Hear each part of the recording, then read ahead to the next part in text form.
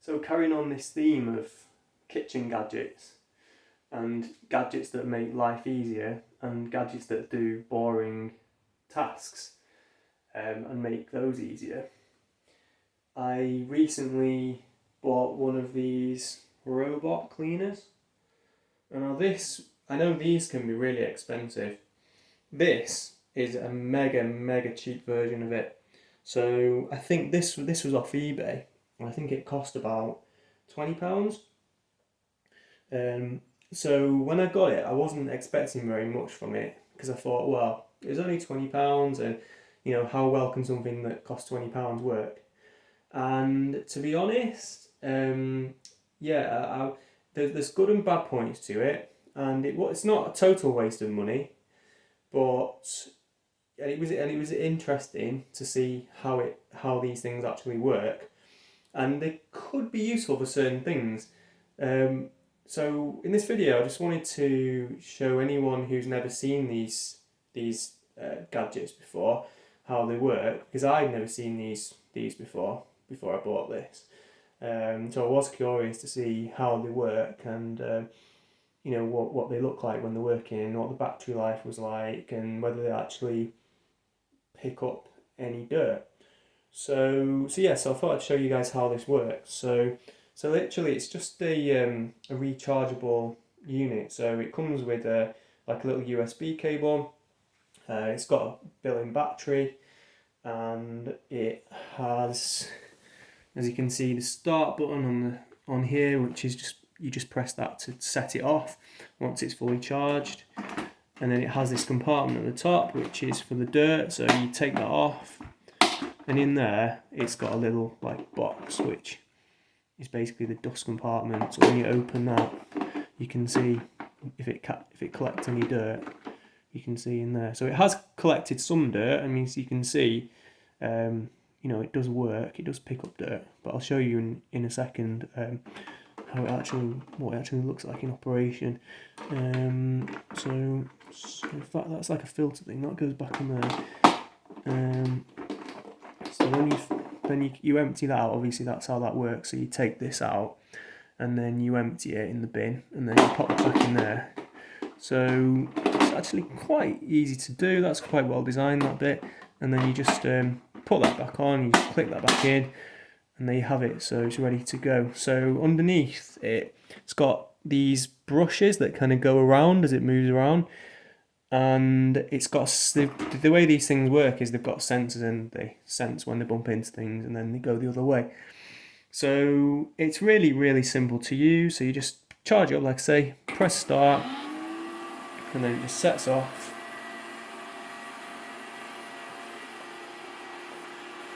And then as you can see, it just does its thing and just moves around the floor.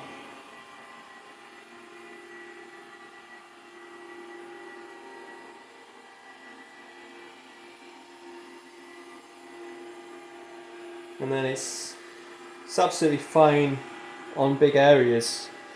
It just keeps going round and round, so it probably does its best cleaning in the big areas. When it gets to the corners is where it struggles, so it does its best to actually get into the corners, but it can't always get the corners because they're literally just the shape of it, because it's round. It has these brushes that kind of protrude out each side, which you'll see in a minute. It kind of does like a spiral motion, so it's quite clever in how it works. Like the shape that it actually goes around in means that it doesn't just go around in a sort of a set circle. It kind of goes around in like a kind of like a spiral sort of pattern, and it kind of works its way from one side to the other. So even though it kind of looks like it's going around in a circle, but you'll see it actually will start to move to the other side of the kitchen. As you can see, it's starting to move this way already.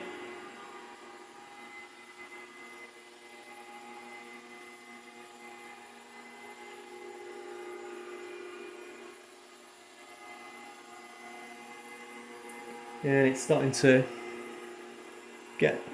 come over here now a bit towards the kitchen unit.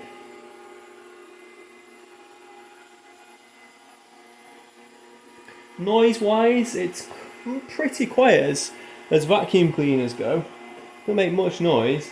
And to be fair, if you leave this on in the kitchen to clean up a few crumbs here and there, it will actually do the job. I mean, that noise doesn't sound too healthy. No, that seems alright.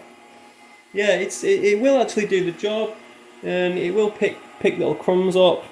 And as you could see before in the dust compartment, it has collected dust. Because I wasn't quite sure at first whether it actually would, because when I was leaving it on, and it's not that obvious that it is cleaning, because occasionally it'll miss bits of dirt, because it's not that thorough, but it is actually picking stuff up. It does take a while though, so really as you can see there, it's kind of changing its pattern now, so it'll be able to get to different parts of the floor. So it kind of reverses back on itself every so often, and now it's kind of making its way towards the units. But yeah, it doesn't pick up every little crumb, and obviously it definitely won't work on, I mean, this one being cheap, the motor is so weak that if you put this on a carpet, it just will not move, so it will just get stuck. So this is only good for a hard floor like a kitchen. So as you can see there, it's moving in a different direction now. But for the price that I paid, I mean, if you look on eBay, these things are going for like 20 quid, around 20 quid. And it's a nice little gadget to have. And if nothing else, it kind of looks kind of cool just watching it move around the kitchen. I mean, I've probably got too much time on my hands if I find that entertaining, to be fair. But actually, when I first got it, I was quite entertained by it because I had not seen it before. Doing stuff like putting your foot in front of it, it's kind of getting its way and trying to make it go the other way. Yeah, it does do that. So yeah, I'll show you how it works in a corner.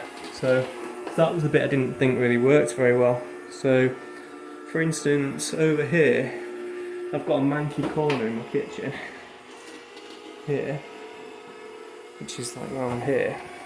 So if you wanted to use it to try and get in there, then it's not going to really do the business, really, because you can see it's just going to go the other way, and then I wanted to have it to do the corner. But then it does, what it is useful for is getting underneath stuff like this breakfast bar.